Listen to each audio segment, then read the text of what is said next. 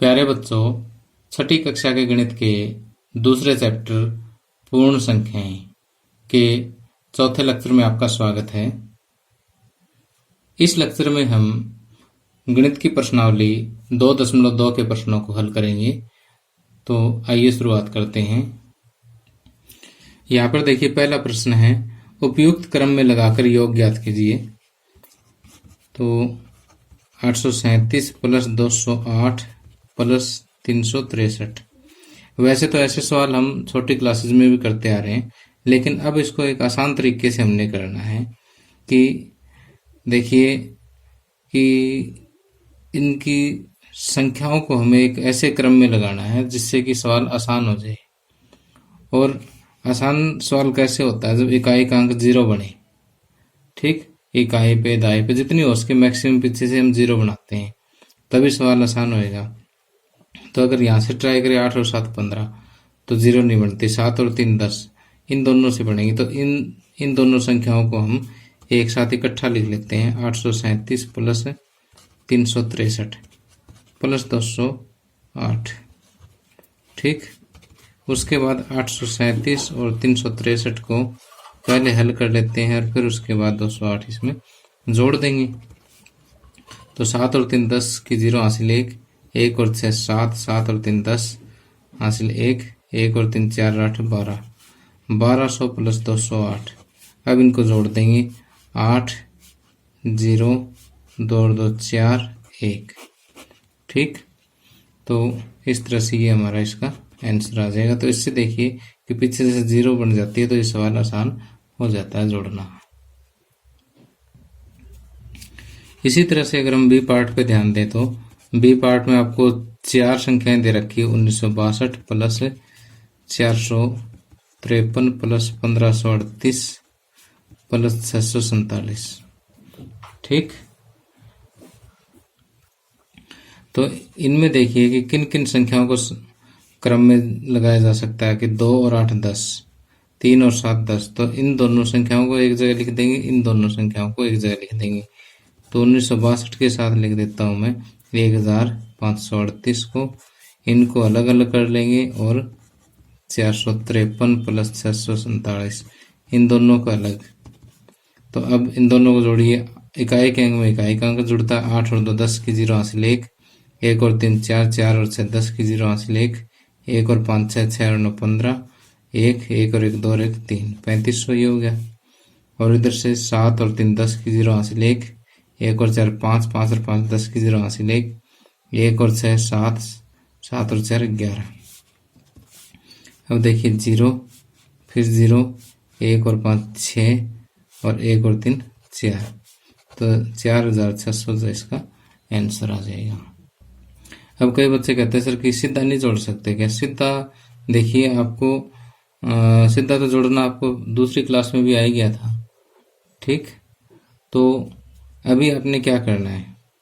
अभी आपने इस सवाल को आसान करके दिखाना है कि हम आसान किस तरीके से करें। आसान करने के लिए इन दोनों स्टेटमेंट को एक जगह सॉल्व करना है, इनको इस जगह, इन दोनों को एक जगह, ठीक। तो ऐसे हम संख्याओं का क्रम बदलते हैं, उस गुण को क्रम विनिमय कहते हैं, ठीक। और इस तरह से जो ग्रुपिंग बनाते हैं तो उसको हम शास्त्रीय गुण कहते हैं। तो ये जो गुण है हम पिछले लेक्चर में पढ़ चुके हैं, और जिन बच्चों ने पिछला लेक्चर नहीं देखा है वो एक बार जरूर देख लें, ठीक। ये सवाल और आसानी से आपको समझ आ जाएंगे। अब आगे दूसरा क्वेश्चन देखिए, कहता है उपयुक्त क्रम में लगाकर गुणनफल ज्ञात कीजिए। अब यहाँ पर पहला जो क्वेश्चन दे रखा है 2 गुणा 1768 गुणा 50। तो अगर मान लीजिए कि हम ऐसा करते हैं कि 2 को 1768 से गुणा करते हैं, फिर जो उत्तर है उसको 50 से करेंगे, तो थोड़ा सवाल मुश्किल हो जाएगा। इसलिए हमें यहाँ से सीधा दिखाई दे रहा है कि 50 दूनी 100 होता है। तो 2 और 50 को हम इकट्ठा कर लेते हैं और उसके बाद इसकी गुणा 1768 से करते हैं। तो 50 दूनी 100 और 1768, तो 1768 की 100 के साथ गुणा, 1768 एकम 1768 और 2 0 आ गया तो 2 0 गुण के लगा देते हैं। तो इस तरह से सवाल जो है काफी आसान तरीके से हो जाएगा। इसी तरह से इसका बी पार्ट है कि ये है 4 गुणा 166 गुणा 25। तो अब आपको सीधा दिखाई दे रहा है कि 25 चौके कितना होता है, 100 होता है। तो 25 और 4 को एक जगह इकट्ठा कर लेते हैं ताकि हमारे गुणा आसान हो जाए। तो ये सही उपयुक्त क्रम में लग गया, सही क्रम में लग गया। 25 गुणा 100, 100 गुणा 166, 166 की 100 के साथ गुणा, 166 एकम 166, 2 जीरो की 2 जीरो, ये इसका आंसर हो गया। ठीक, अब इसी तरह से सी पार्ट हम सोल्व करते हैं। सी पार्ट में आपको दिया हुआ 8 गुणा 291 गुणा 125। अब देखो यहाँ तो हमारे पहाड़े आसान थे, 25 चौके 100, 50 दूनी 100। अब 125 60 तो नहीं आता, लेकिन फिर भी हम एक अंदाजा लगाते हैं कि 8 5 40, जीरो तो बन ही रही है। तो इन दोनों को साथ साथ कर लेते हैं। तो 8 गुणा 125 गुणा 291। अब 125 की 8 से गुणा इधर रफ में करके देख लो। 8 5 40 की 0 हासिल 4, 8 दूनी 16 और 4 20 की 0 हासिल 2, 8 एकम 8 और 2 10, ये हो गया जी 1000 गुणा 291। 291 की 1000 से गुणा, 291 एकम 291 आगे 1 2 3 0। ठीक, हल कर लोगे इसको। तो इसी तरह से हमने आगे डी पार्ट को हल करना है। डी पार्ट में देखिए, डी पार्ट में आपको दे रखा है 625 गुणा में 279 गुणा में 16। तो 625 गुणा में 16, तो ये तो एक जगह हो गई, क्योंकि 6 5 6 30, जीरो यही बन रही है। ठीक है, 5 में 45 यहाँ नहीं बन रही, तो इसको और इसको मैंने इकट्ठा लिख लिया, लास्ट में जो बच गया उसको लिख दिया। अब इन दोनों को हम अलग से सॉल्व कर लेंगे। अब 625 की 16 से गुणा, 16 5 80 की 0 हासिल 8, 16 दूनी 32 और 8 40 हासिल 4, 16 6 के 96 और 4 100, ये आ गया 10,000। ठीक, चाहे सीधा 16 का पहाड़ा पट के गुणा कर लो, चाहे पहले 6 से फिर 1 से, जैसे आप छोटी क्लास में करते हैं ऐसे कर लो, कोई फर्क नहीं पड़ता यहाँ पर, क्योंकि ये तरफ ही काम है। अब 279 एकम 279 आगे 1 2 3 4, 1 2 3 4, बस ये आंसर आ गया।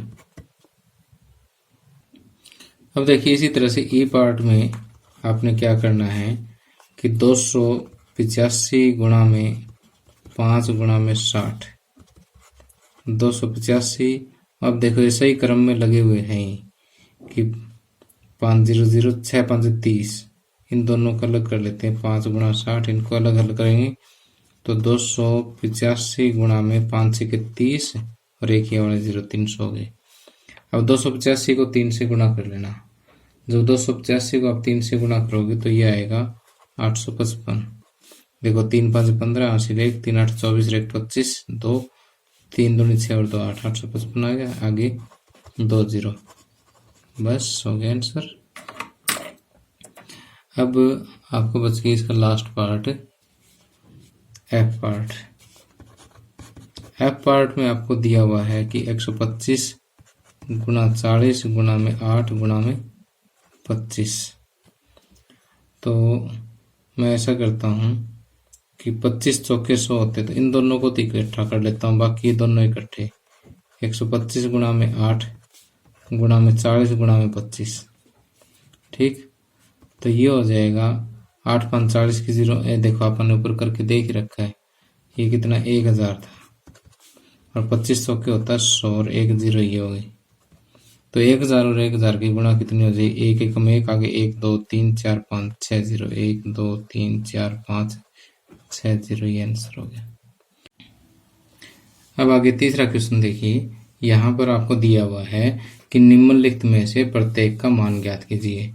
जो ए पार्ट है वहां पर आपको दिया है कि 297 गुणा में 17 प्लस 297 गुणा में 3। तो यहाँ 297 दोनों पदों में है, तो यहाँ 297 क्या है, कॉमन आ जाएगा, यहाँ बचेगा 13, और यहाँ से 297 फिर बाहर आ गया तो ये बचेगा 3। जब संख्या और ब्रैकेट के बीच में कोई निशान नहीं होता तो इसका मतलब अंडरस्टूड है कि वहाँ गुणा का निशान होता है। चलो हम लगा देते हैं यहाँ पर, अगर ना भी लगाएं तो भी अपने आप हमें पता होता है कि गुणा का निशान है ये। अब 297 गुणा में 17 प्लस 3 कितना हो गया 20, अब 297 को 2 से गुणा करेंगे, 2 7 14 हासिल 1, 2 में 18 और 1 19 हासिल 1, 2 दूनी 4 और 1 5, 594 और एक ये वाले 0, 5940 जो है इसका उत्तर आ जाएगा। ठीक, अब बी पार्ट देखिए, ये है 54,279 गुणा में आगे है 92, कितना है 92 प्लस 8 गुणा में 54,279। अब देखो इस सवाल को करने के हमारे पास दो तरीके, एक तो 54,279 को 92 से गुणा करो, उसके बाद 54,279 को 8 से गुणा करो, फिर इसका गुणनफल और इसका गुणनफल दोनों को जोड़ो। ठीक, फिर जाके कहीं फाइनल आंसर निकलेगा। एक आसान तरीका क्या है कि जैसे ये गुणा में ये तो एक पद हो गया, दूसरा पद ये हो गया, तो इन दोनों में देखिए 54,279 यहाँ पर भी और यहाँ पर भी है, इन दोनों में से हम क्या करते हैं, इसको कॉमन ले लेते हैं। ठीक, कॉमन लेंगे तो यहाँ बचेगा 92 प्लस यहाँ से ये तो कॉमन आएगा, इधर बचेगा 8। ठीक, तो 54,279 गुणा में 92 प्लस 8 कितना हो गया 100, और 100 से गुणा करनी तो बहुत ही आसान है कि 44,279 को 1 से गुणा करेंगे 44,279 आएगा और आगे गिण के 2 0 लगा देंगे हम। ठीक, अब इसी तरह से हम बात करते हैं सी पार्ट की। सी पार्ट में क्या है, आपको दिया हुआ है कि 81,265, 81,265, ठीक, गुणा में 169 माइनस 81,265 गुणा में 69, यहाँ से 81,265 आ जाएगा कॉमन, 169 यहाँ प्लस है तो प्लस, माइनस है तो माइनस, क्योंकि वितरण गुण प्लस और माइनस दोनों में लग सकता है, कोई चक्कर नहीं है इसका। 81,265 169 में 69 माइनस होगा, ये कितना बचेगा 100 बचेगा, और 100 से गुणा करनी तो आसान है कि इसके आगे सीधे 2 0 तो लगानी होती है। ठीक, 1000 से गुणा करनी होती है, 3 लगानी होती है। अब आगे डी पार्ट देखिए, यहाँ पर थोड़ा सा आपको सोचना पड़ेगा कि 3,845 गुणा में 5 गुणा में 782 प्लस 769 गुणा में 25 गुणा में 218। ठीक, अब देखिए यहाँ पर कॉमन तो कोई भी नजर नहीं आ रहा कि क्या कॉमन आ जाए, तो 25 को एक बार 5 गुणा 5 करके फिर 5 कॉमन ले लेते हैं, और तो मुझे कोई नजर नहीं आ रहा यहाँ पर, तो एक बार फिर से स्टेटमेंट को लिखते हैं कि 3,845 गुणा 5 गुणा 782 प्लस 769, 25 को लिख देते हैं 5 गुणा 5 गुणा 218। तो एक बार क्या करते हैं, ये वाला 5 कॉमन ले लेते हैं। देखो कॉमन कहाँ से लेते हैं, जैसे प्लस से इधर ये सारे गुणा में है और इधर भी सारे गुणा में है, तभी कॉमन लिया जा सकता है।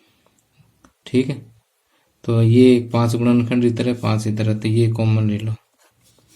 3,845 गुणा में 782 प्लस 769 गुणा में 5, ये तो कॉमन आ ही गया, गुणा में 218। ठीक, 5 गुणा में 3,845 गुणा में 782। अब देखो 5 की गुणा कर लो इधर, 5 में 45 हासिल 4, 5 6 30 और 4 34 हासिल 3, 5 7 35 और 3 38 गुणा में 218। अब देखो 3845 फिर कॉमन आ जाएगा, 5 3845 फिर कॉमन लेंगे तो 3845 गुणा में यहाँ बचेगा 782 और यहाँ बचेगा 218। ठीक, अब देखिए 3845 को आप 5 से गुणा करके देखना, ये आएगा 19,225। ठीक, और 782 और 218 को आप जोड़ोगे तो ये आएगा 1000। और इन दोनों की जब गुणा करोगे तो 19,225 के आगे 1000 से गुणा करने होते तो आगे 3 जीरो ही लगानी होती है। ठीक, अब आगे चौथा क्वेश्चन देखिए कि यहाँ पर कहता है कि उपयुक्त गुणों का प्रयोग करके गुणनफल ज्ञात कीजिए। उपयुक्त गुणों का मतलब होता है कि ऐसे गुण आपने यूज करने जिससे कि सवाल आसान हो जाए। तो यहाँ पर देखिए कि आपको दिया हुआ है कि 738 गुणा 103, 738 गुणा 103। तो हम ऐसा करते हैं कि 738 103 को लिख देते हैं 100 प्लस 3। तो 738 की पहले तो 100 से गुणा कर देंगे जो काफ़ी आसान होगी। ठीक, 738 की 100 से कर दी प्लस 738 की 3 से कर दी। ये कॉमन लेने से बिल्कुल उल्टा प्रोसेस है। ठीक, 738 की 100 से करेंगे तो 738 के आगे 2 जीरो लग गई और 3 से गुणा करना आसान है। 3 8 24 और 3 3 9 और 2 11 और हासिल 1 3 7 21 और 1 22। अब इन दोनों को जोड़ लेते हैं। ठीक है, तो अगर इनको जोड़ेंगे तो ये आएगा 4 1 2 और 8 10 की 0 हासिल 1 1 और 2 3 3 6 और 7। अगर मान लिया ऐसे ना जोड़ना है तो आप ऐसा कर लें 738 डबल 0 लिख के और 2214 इसके नीचे लिख के ऐसे सीधा जोड़ लें। ठीक है, समझ के फिर यहाँ पे ले दिए काम रफ में कर लो, चाहे ऐसे साइड में लाइन मार के कर लो, कोई चक्कर नहीं है। तो इसी तरीके से आपने जो इसका बी पार्ट है वो हल करना है कि 854 गुणा 102। तो 854 गुणा में 102 को क्या लिखेंगे 100 प्लस 2। 854 गुणा में 100 प्लस 854 गुणा में 2। 854 को 100 से गुणा करेंगे आगे 2 जीरो लग जाएगा। आगे 2 से गुणा करेंगे 2 चौके 8 2 5 10 की 0 हासिल 1 2 8 16 और 1 17। अब इन दोनों को जोड़ देंगे 8 0 7 और 4 11 1 हासिल 1 1 और 1 2 और 5 7 87,108। ठीक, तो ये इसका आंसर आ जाएगा। इसी तरह से आपने जो है सी पार्ट इसका सॉल्व करना है। सी पार्ट में आपको दे रखा है 258 गुणा में 1008। तो इसको आप लिखो 258 गुणा में 1008 को लिखेंगे 1000 प्लस में 8। 258 को पहले 1000 से गुणा कर देंगे, फिर 258 को 8 से गुणा कर देंगे। समझ में आ गई बात। अब आगे क्या होगा कि 258 को 1000 से गुणा करेंगे तो 258 के आगे 3 जीरो लग जाएगी और 258 को जब आप 8 से गुणा करोगे तो ये मैंने पहले से करके रखा है 2064 आ जाएगा। इन दोनों का टोटल करोगे तो ये जो है आ जाएगा 4 6 0 2 और 8 10 की 0 हासिल 1 1 और 5 6। ठीक है, 26,000 ये 2,60,64 इसका आंसर हो जाएगा। ठीक है, उसके बाद देखिए कि इसमें जो डी पार्ट है, डी पार्ट में आपको दे रखा है 1005 गुणा 168।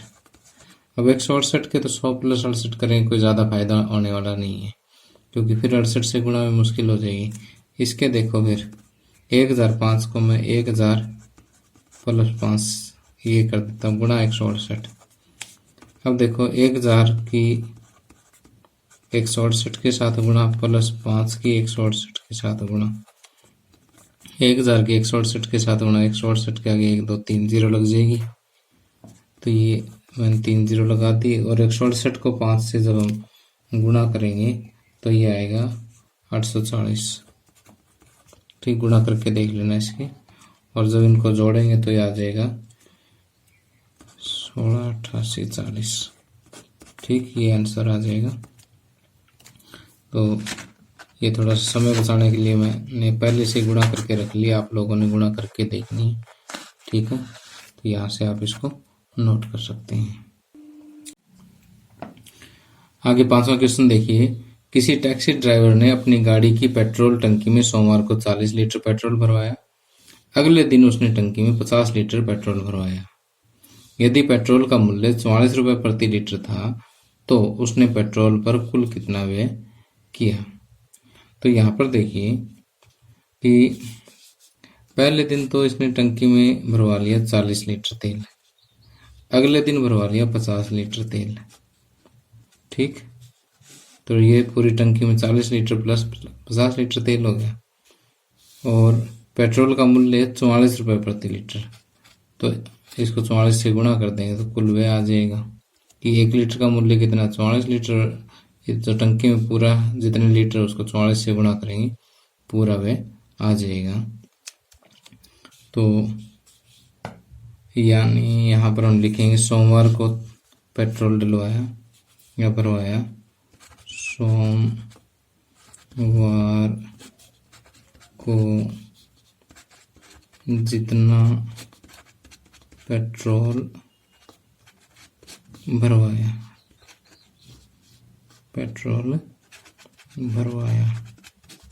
बराबर 40 लीटर, और अगले दिन यानी मंगलवार को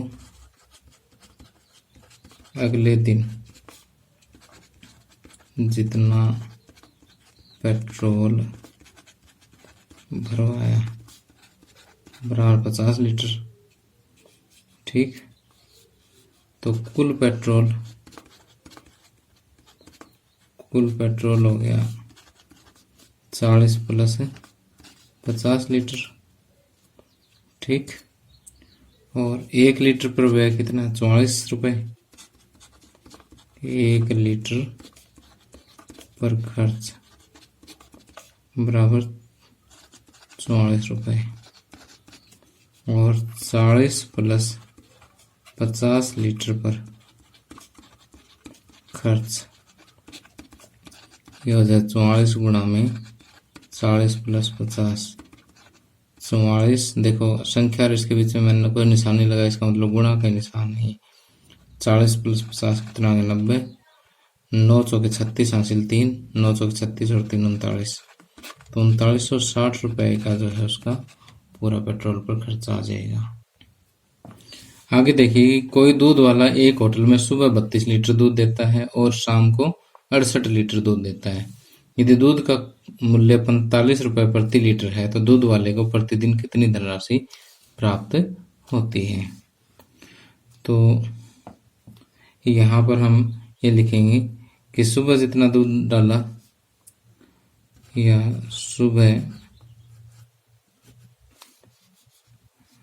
जितना दूध दिया, सुबह जितना दूध दिया, होटल पर कितना दूध दिया भाई, 32 लीटर, और शाम को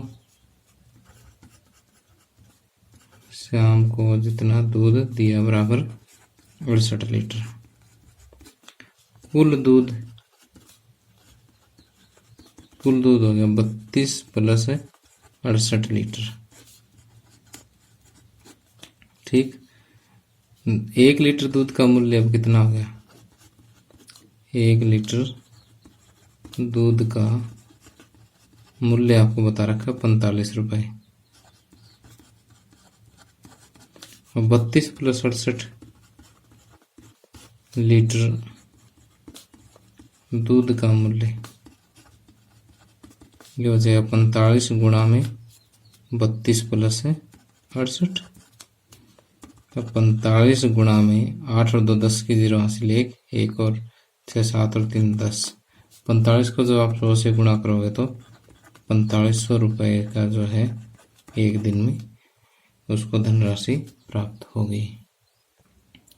अब आगे बिल्कुल छोटा सा क्वेश्चन है, कहता निम्न को सम्मिलित कीजिए। यहाँ पर देखिए 425 गुणा 136 को लिख रखा है, 425 गुणा 136 को इन्होंने 6 प्लस 30 प्लस 100 कर दिया। तो इस तरह से देखिए कि 136 को अलग अलग हिस्सों में तोड़ करके ब्रैकेट में बंद कर दिया। तो ये जो इस तरह से गुण होता है कि 136 को वितरित कर दिया इन्होंने, ठीक। या फिर हम इधर से देखें तो कि 425 इधर है, 425 इधर, एक फैक्टर तो सेम है।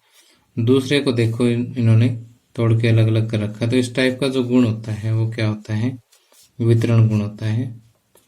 और यहाँ देखिए कि 3 संख्याओं के आपस में गुणा है, 2 गुणा 49 गुणा 50, और ये 2 गुणा 50 गुणा 49, यानी इन दोनों संख्याओं का क्रम बदल रखा है। क्रम बदल रखा तो क्रम विनिमय है, और क्रम विनिमय किसका है, गुणा का। तो गुणा की क्रम विनिमयता होगी ये वाली।